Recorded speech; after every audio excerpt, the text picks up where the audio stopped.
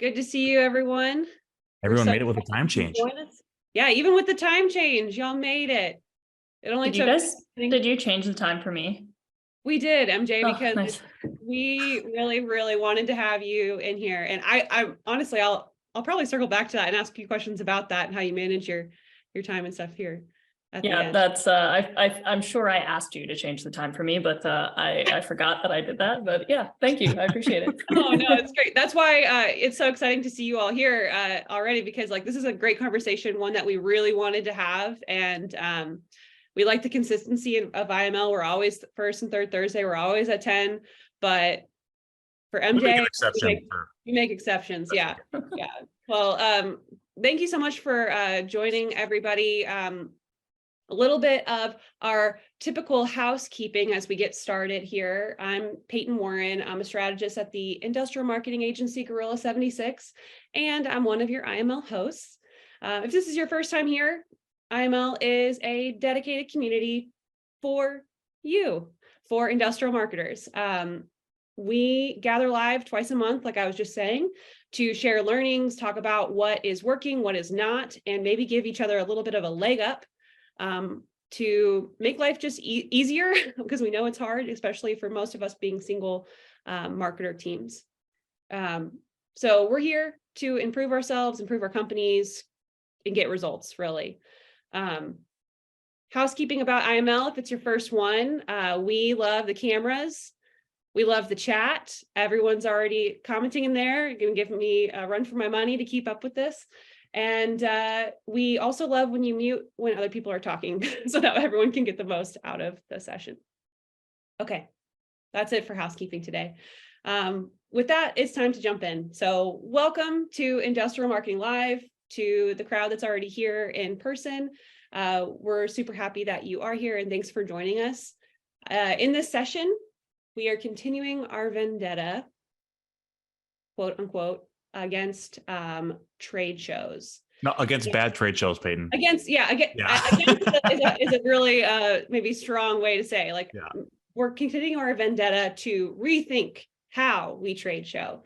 So to help us have this conversation today, we have an incredible guest and an industrial marketing powerhouse, MJ Smith, who is the VP of marketing at CoLab Software. So MJ, can you say hello? Tell us a little bit about you. Yeah, I'm MJ. I have been doing industrial marketing for like 8 or 9 years. Spent 6 years in industrial companies, all owned by the same company called Halma. So they own like probably 60 or 70 mid-sized manufacturing businesses around the world. Did a little bit of product, did a little bit of marketing, worked my way up from individual contributor to VP inside of that business, and then spent a year agency side in a B2B software agency. And now I do a bit of both as VP of marketing at CoLab. We sell to industrial companies, manufacturers, but our product is a software. So back in industrial marketing, but with kind of that B2B SaaS twist. And my team right now includes both marketing and sales development. Super exciting. Yeah. And this is, I think I remember you posting on LinkedIn that this is your first time to have like sales development under the marketing wing. Yep. First time for me having sales development report up to me. And I suppose first time for CoLab having sales development report up to marketing, although before sales development was reporting up through our chief strategy officer. So it never really sat underneath sales in CoLab. Interesting. Very interesting. Well, today we're going to talk a little bit about trade shows. And so MJ, you mentioned like just kind of how you got started, and maybe let's start there with Firetrace. Like, what were they doing with trade shows before you started running marketing there? And how did things start to change? Yeah, so a little bit of background on Firetrace. It is a 100-person manufacturing business selling fire suppression systems. Founded, I think, in like 2001. So I joined that company in 2018. So it was like a 17 to 20-year-old company by the time I joined. So like pretty well-established player. And in the year before I joined as director of marketing, the company did 40 trade shows in 12 months. So as you can imagine, there was a 3-person marketing team, like a marketing manager, a graphic designer, and somebody whose official job title was trade show coordinator. All three of those people spent basically 100% of their time managing those trade shows. As you can imagine, like with 40 trade shows, you've got deadlines hitting like basically every day of the week to prep for that kind of thing.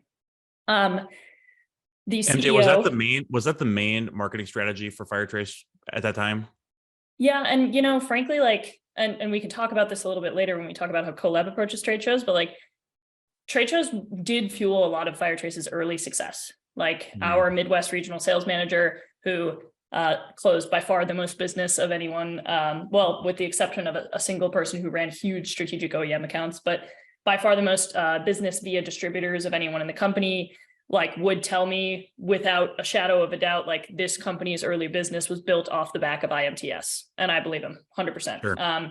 However, like I do think that over time, when you're not the new shiny thing at the trade show, like they tend to get a little stale. Yeah. So, but it was basically the only marketing motion. They had a website that literally blew up like 7 months into my time there, because the PHP that the website was running on top of was so outdated that like basically the internet would no longer support it. So fortunately, we actually had just come to like the last couple of days of a website redesign project that we had launched like 4 months earlier. So that was not perfect timing because it crashed a little bit sooner than I would have liked to, but our development agency was able to get the new website online like very shortly after it crashed.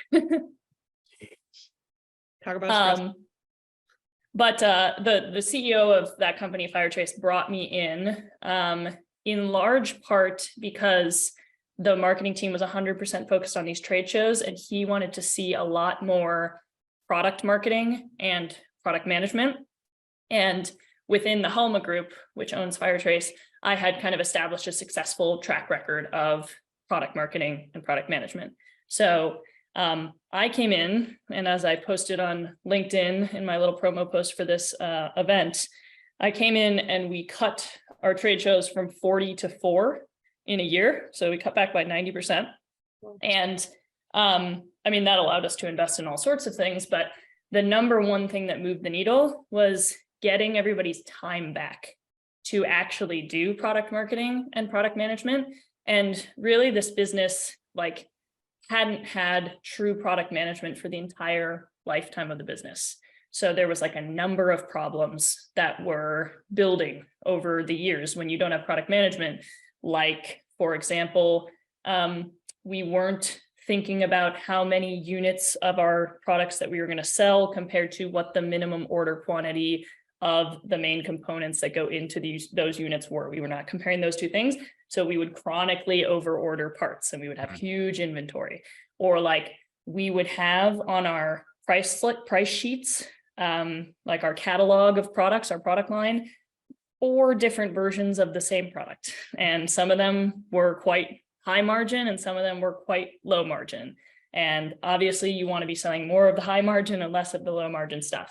We were not like actively targeting the segments that saw the most value in our product. And therefore we were like chronically getting into price battles, right? A race to the bottom, where we could have been more selectively focusing on those segments where the value proposition was really strong and having more of a value-based pricing conversation. So the most probably impactful project I've ever seen done in a manufacturing company was going back and looking at our entire product line, making a lot of things obsolete, cleaning things up, consolidating, making it simple, focusing on high margin products, and basically completely overhauling the product line that we presented to the market and how we presented it.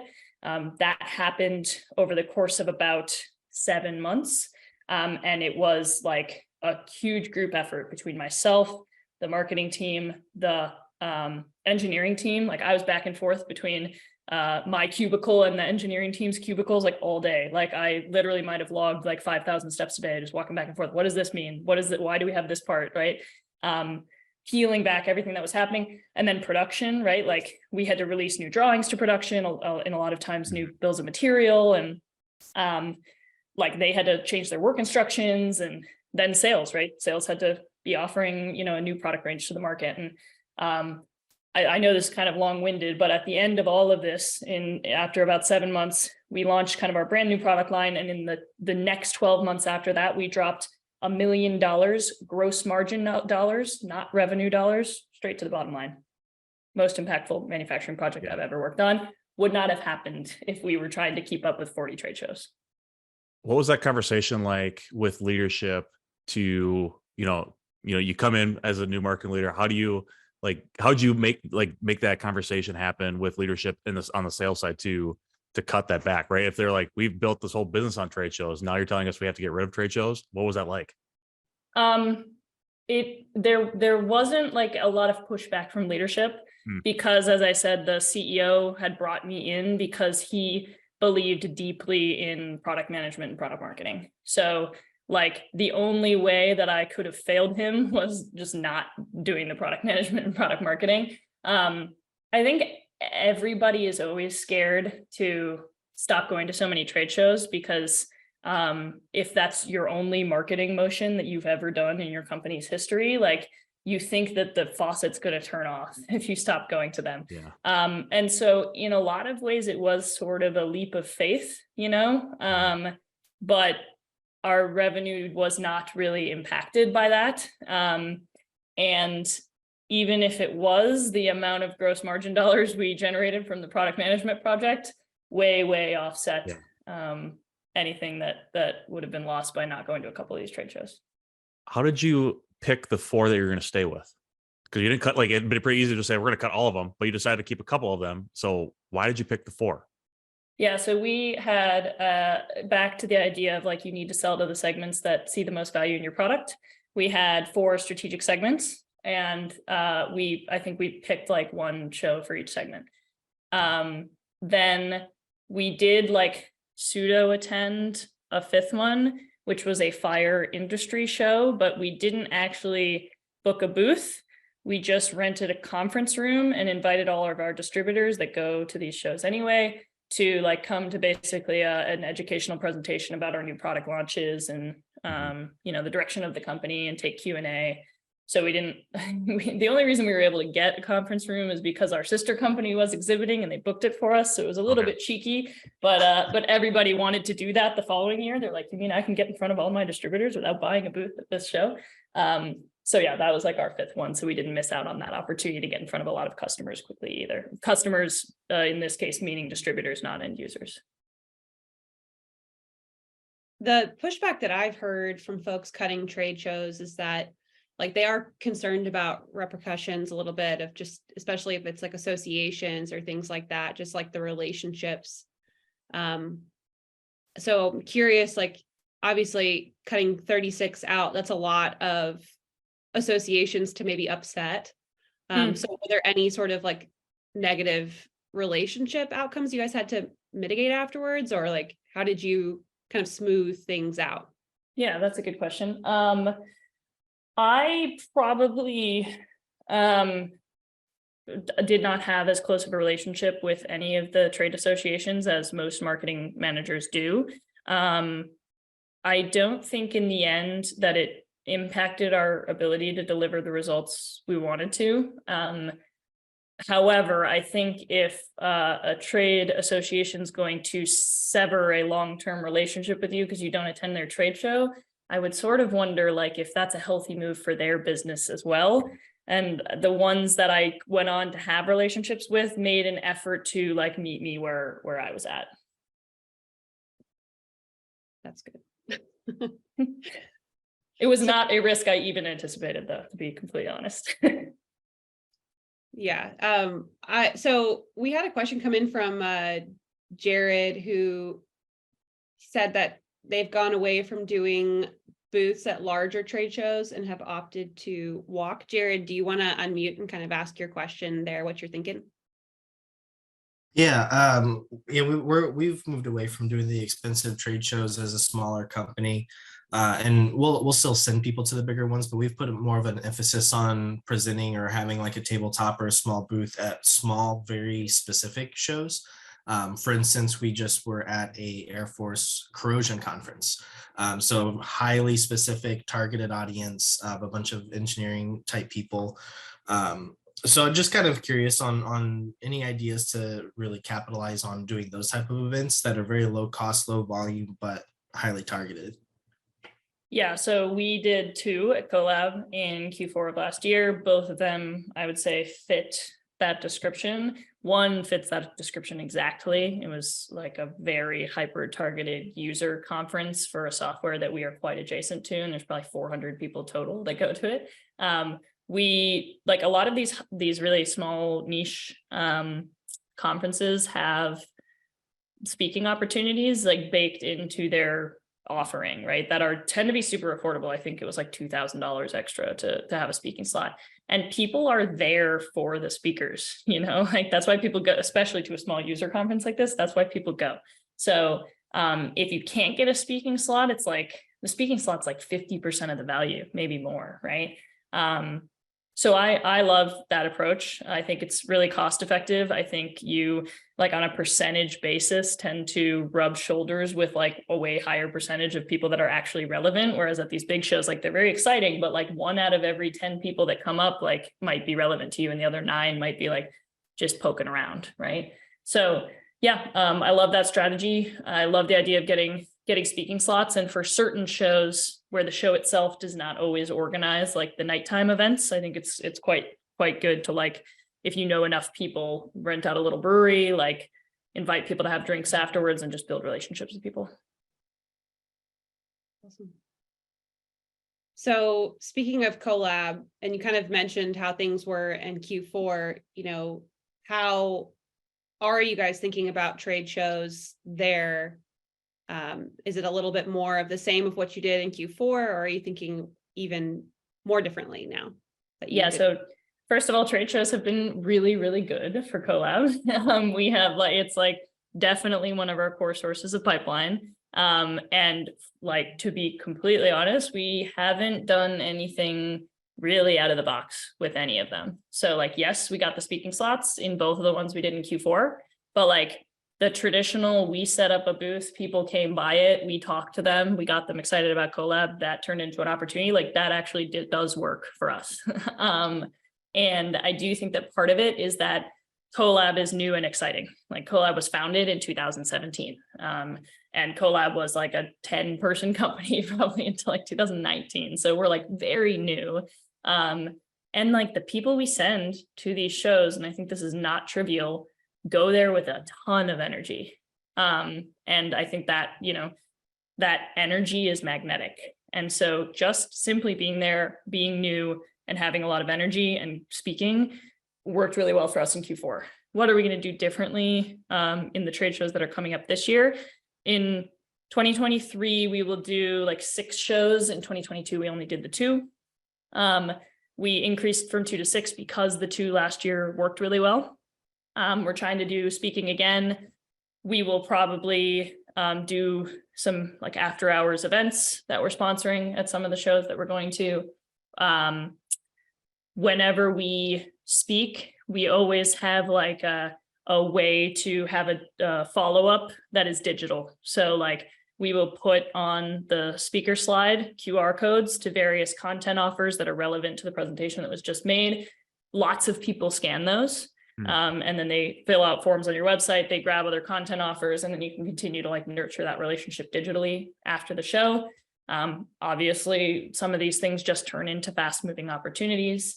And then the last thing that is like kind of, I guess, out of the box is the stuff people give out at trade show booths, like mostly goes in the trash, right? Or goes to Goodwill.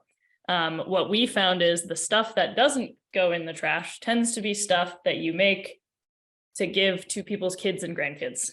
Like kids just want little toys and stuff, right? So we're focusing more of our swag on like stuff that's designed to be like a fun little take-home toy for kids, as opposed to a t-shirt that's going to end up at Goodwill. Jake Hall made the same exact point a month ago. So it's kind of cool to see like, okay, so now we've heard that twice. Maybe that's a good thing to do moving forward. Mary, you had a really great question. MJ, you've been doing a lot of work on messaging for CoLab. And so Mary, you want to jump on here and ask your question about how messaging played into the trade show? You're on mute. Yeah. So you said it was like a huge source of like leads and pipeline for you now, like one of your core sources. do you think that your initial like positioning, messaging, foundational marketing work played a lot into that? Like, said another way, if you had not done that, do you still think it would have been as successful? Oh, definitely not. I don't think anything is as successful if you don't do the foundational messaging and positioning work. Another thing that we will do for our trade shows coming up, we have 4 of them coming up in Q2. CoLab has Team Week. We have a lot of remote employees. I'm one of them.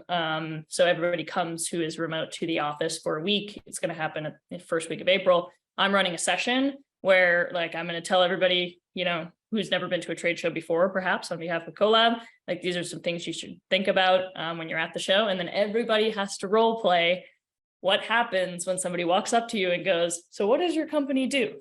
Like everybody's got to practice that. What do you say? Because if you walk into a show and somebody walks up and says that and you're not prepared to answer that question, it's either going to be super nerve-wracking, you're gonna not have the right messaging, or both. So we're going to do some practice on that.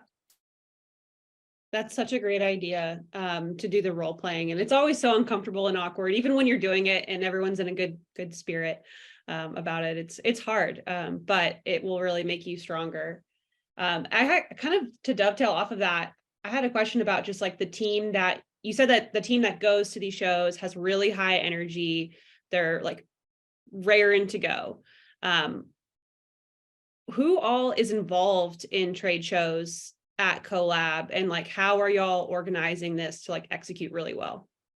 So in Q4, the people that went to the first one were me, our chief strategy officer, and our CEO. And I remember right before we started the day, I don't know what possessed him to do this, but our CEO like sat us down and was like, all right, we are the coolest people that anybody is going to meet at this trade show today. And like when he said that, I think we all just like believed it. We're like, yeah, we're the coolest people. Like we are going to talk about such cool stuff today, right?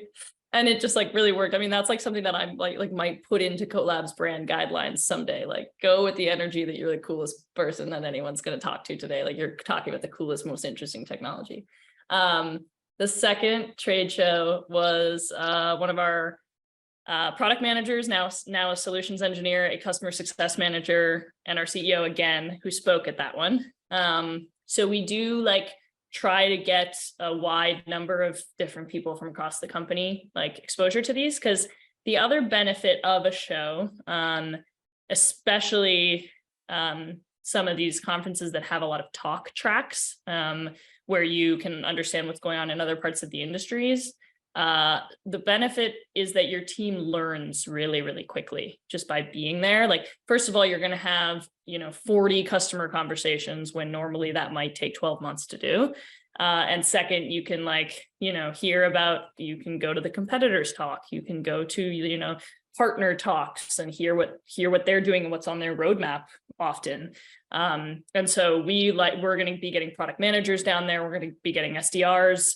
And I'm saying down there because our company is in Canada and all of our shows are in the United States. We're going to be having executives, obviously, at all of the shows. So it's a bunch of different people that are all involved. That's awesome. I have some more questions on your messaging, MJ. How is the messaging? Like you did great. Like I love going to your website and seeing like how you like structure that and the messaging you're using there. How are you making that come alive in your trade show booth? How does your messaging come across? One thing we've been focused on with the shows is doing more showing and less telling, because I think it's very hard to expect to capture people's attention with just words when they're like, there's everything going on at a trade show. It's like crazy. So like we only have one booth, right? Like, and we just ship it to every show. But it's like it's mostly pictorial, right? It's like a image of our software's interface and shows like people making comments on 3D models. And I think particularly for our ICP, which is engineering leaders, seeing like a model or like gears, in a video or on your booth, like gets people to turn their heads and at least stop and think about whether they want to engage with you. Okay. Can you What talk are you doing? Go ahead, Peyton. What are you doing after the trade shows to like I guess, make sure that you're capturing any lessons learned from the conversations that you've had, or like how folks are engaging with your booth or anything like that to use in the next one? Yeah, we did like a little retro at the end of one of our shows in Q4. Like we literally did it on site, like on the evening of the final day, and we all just sat there and like, you know, dumped all of our ideas into a Google Doc so that we can use it next time. I think we didn't realize in Q4 how rich of an experience some of these shows would be for our product management org. So we will probably think about how to capture insights a little bit better for the specific purpose of product as opposed to trade show execution improvement this quarter as we go to the next batch of shows. So you're saying it's good, like customer research at these shows? Yeah, and competitive research and partners, you know, it's an opportunity to develop partners. It really depends on what your business model is, but like for us, competitive and partner / integrations research has been a big piece of it. It also like, it can help generate content ideas, right? Like, and it can help inform positioning, right? Like if you are immersed in the industry for a couple of days, you understand like if your positioning is landing, and you know, it informs how you write about things, the type of content, the type of topics you're looking at. You guys are all laughing about something.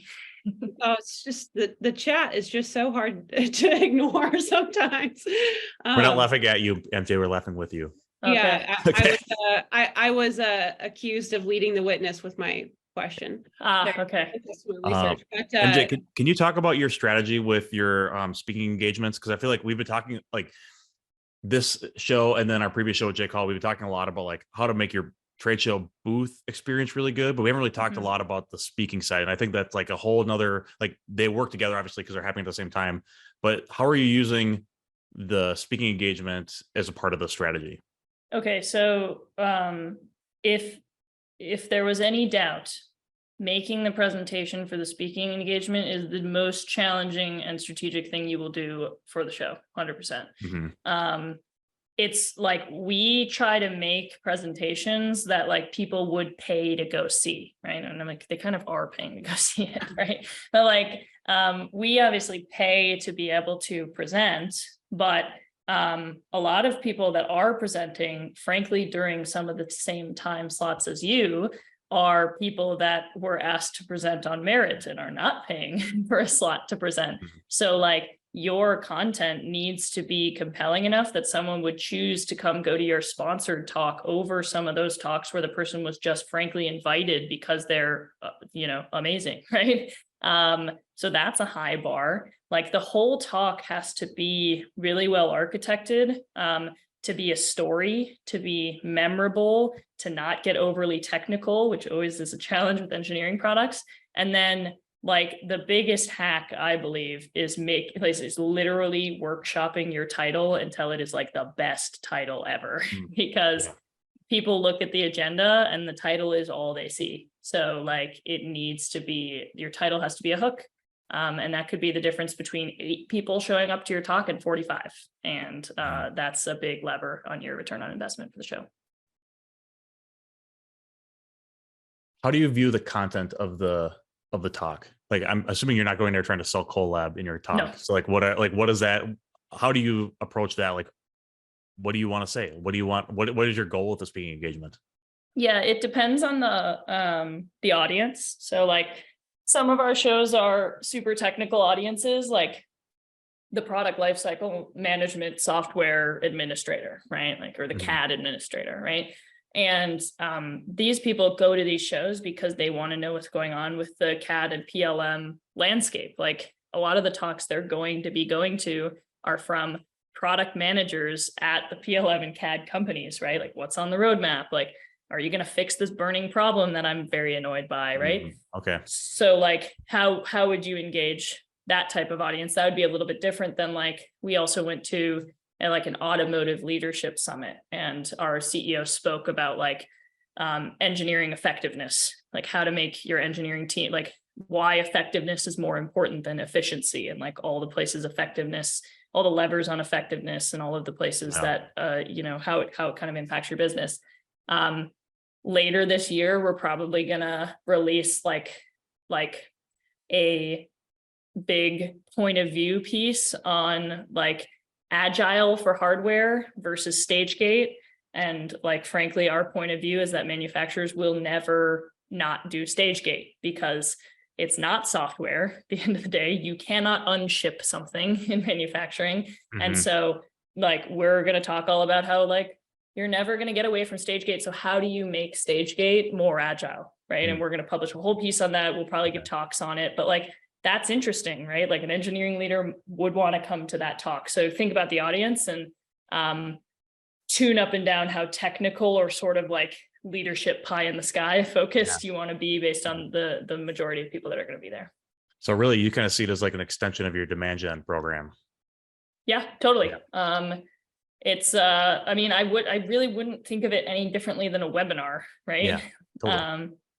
And I mean, the stakes are a little bit higher, but because you paid more to be there, but I frankly like try to treat our webinars with the same level of rigor as I would treat the in-person presentation as well. It can't just be a product pitch. It's got to be something that like might actually change somebody's day. We just got a question in the chat about this. So could you walk us through your approach to workshopping the hook and title that gets people to the session? Yeah. So first of all, I think it's worth workshopping the title before you actually make the presentation. Sometimes you might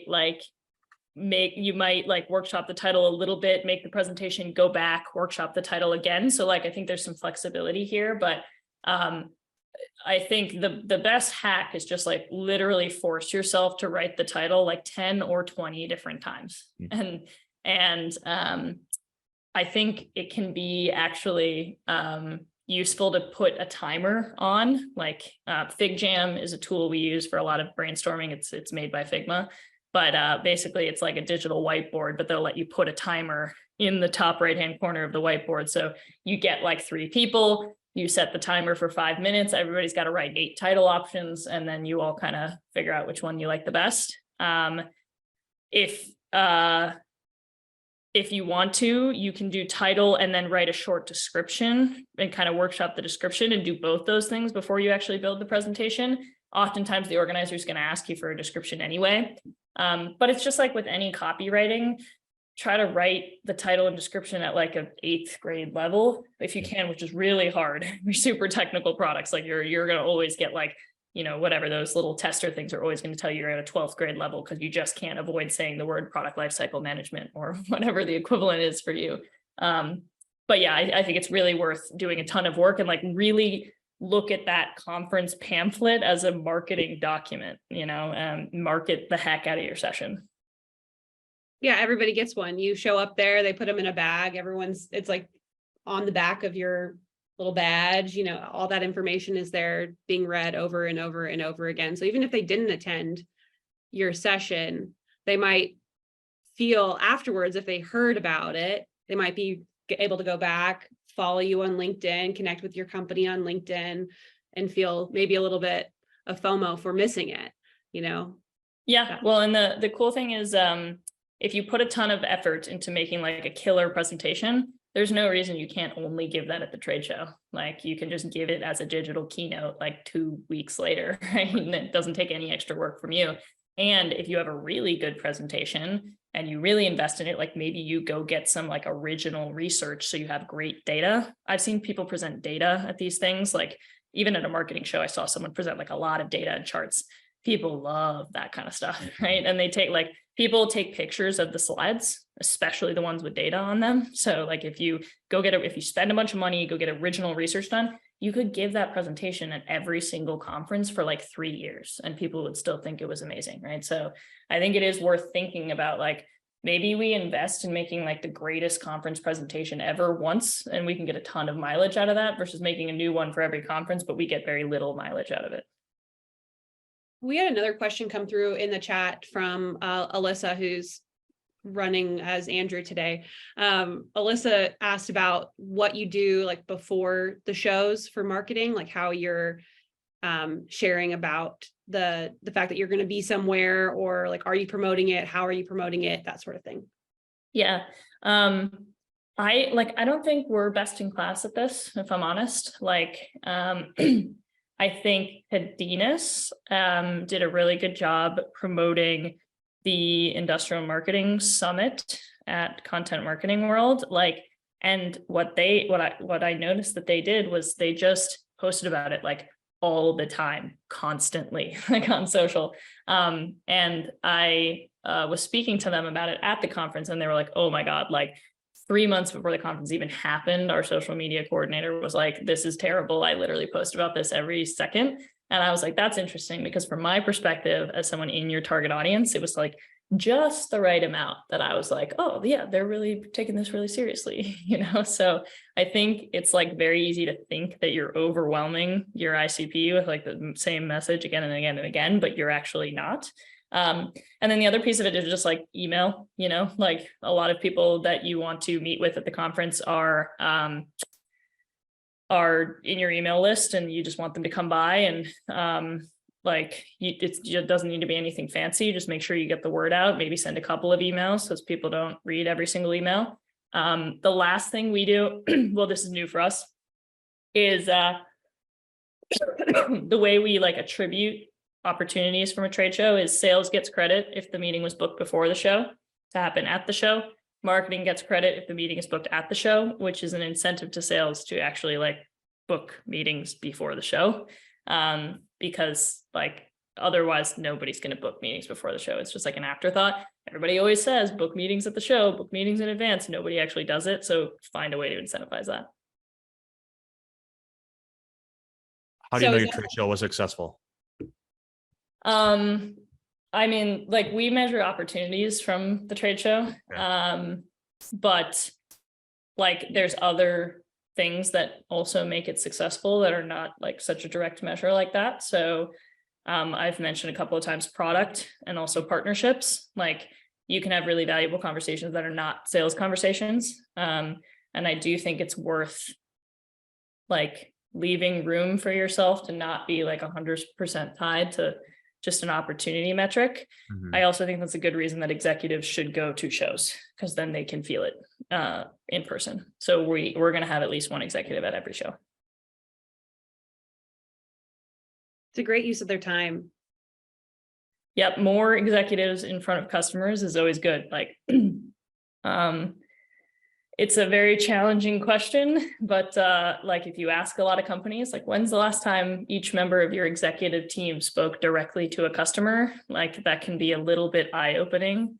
And I mean, even like I'm like a huge proponent of customer research, and you know, I'm sitting here halfway through or most of the way through Q1, and I'm like, I haven't talked to a bunch of customers one-on-one, like in a sprint format where I do insights since Q4.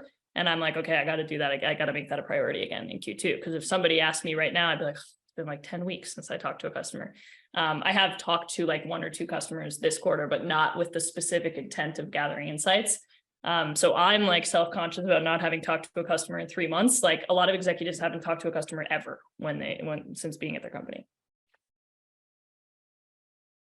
Crazy. It's crazy to think about as a marketer that that's like not happening. But when you think about the day-to-day grind, it's easy just to not prioritize it and not see that it's something that's really valuable or important to you.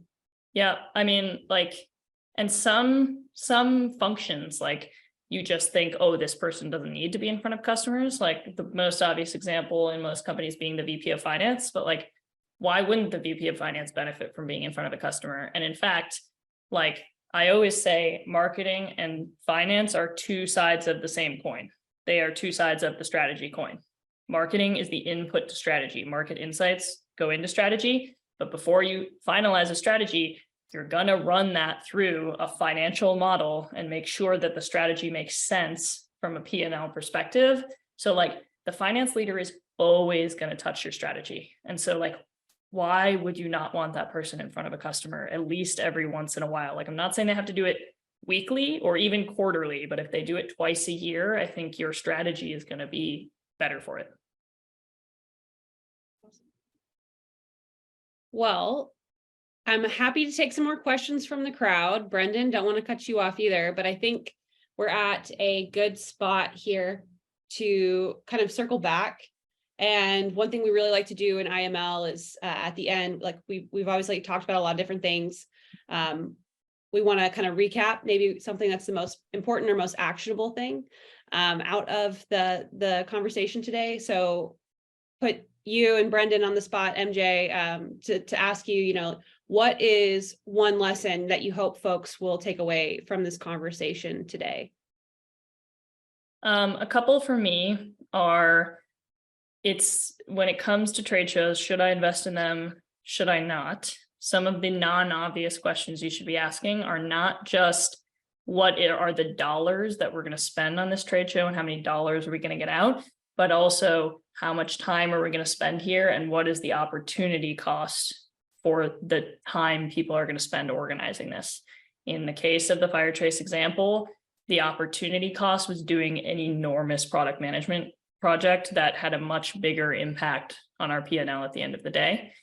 The second piece is, I do think there is a big impact on the success of a trade show based on kind of like where you are in a company life cycle. If you are like new and growing fast and like, or you just have a new product that is interesting, right? That's what people go to shows to see. They go for the speakers and they go for the new stuff, right? So if you have something new, that's what I would focus your trade show efforts around, because it's going to be less friction, right? If you're trying to like push an old mature product, you're just going to like encounter so much more friction. It's going to be so much harder to get the result you want. So like market the new stuff. That's what people want to see. And then the other reason people go is for the speakers. So if you can be a speaker, you should look for those opportunities. Maybe you literally choose which shows you're going to go to based on that. I kind of do. And put a ton of effort into that talk, even if it means that you give the same talk at every show because you spent so much money and time making it the first time. Question has come out of that. Julie wants to know, if you're debuting a new product, is it worth it to also speak, or is it better just to not to divide your focus? I think it's worth it to speak. I do like get your point there though about dividing your focus. So like it would really be up to you. I would probably try to align my talk with the value prop of the product. Again, not making it a product pitch, but like understand what business process that product impacts, the new one, and make a talk about like providing your point of view on that particular business process. And then, I don't think you need to be afraid to pitch your product either. Like give a really value-packed talk. And then at the end, be like, by the way, we're debuting this new product that aligns with the strategic narrative I just shared with you, because obviously, right? Come by our booth if you want to see it. So your talk should naturally build hype for that new product. Thanks. Brendan, what's your big takeaway from today? Yeah, I think MJ, what you said about your messaging and getting that nailed down and having that basically just be a part of your booth and your speaking engagement is huge, right? So like do that super hard work up front to really nail your positioning and your messaging and your value proposition, and train your team on all of those things so that you're all speaking the same language when you go to the show and you kind of have a cohesive voice together. I think that's always worth it. Two things from me. I think one of like just that internal hype of like, we are the coolest people here. That is such an easy thing that you can do. And actually, like, no lie, I don't know if John Franco is still on the call, but he did the same thing to me and James when we were at a show just the other day. And it did, like, just turned on the energy. So highly recommend doing that. Do some power poses. I'm a fan. But the thing that you said, MJ, that I really thought was cool was the idea to think about who you're sending to these shows. Like, send the team. It's a training opportunity, not just to walk the floor, but to attend these speaking tracks and really learn more about the product or the industry, especially for new employees or folks who are just trying to develop a tool for that segment. So those are my big things. Awesome. Well, we have a few more questions in the chat. We can probably stick around for a minute and answer these, or we can follow up with you guys in Slack, because we do have a Slack community. And if you're interested in joining us there, just put a little note in the chat and we will invite you. You're welcome to ask questions and kind of connect with Brendan, me, and MJ's even in the Slack group too. So if you've got direct questions, you can ask there. But I think that's probably a good place for us to wrap up for today. MJ, thank you so much for your time. Really appreciate you coming on and talking with us. And everyone, our next show is April 6th. And we're back to our usual time, 10 a.m. And we are covering a topic that was recommended by an IMLer, which was HubSpot. So we've got Charlie joining us. And Charlie, I'm not even going to try and pronounce your last name right now, but I will practice, and we'll work on that. And Charlie's going to join to talk about, whether or not you have a CRM or a platform at all, like why they're so essential for marketers. So we'll suss that out, and we'll see you guys April 6th. Yeah. Thank you, MJ. Thanks for This having is me. awesome. Have a good one, you guys.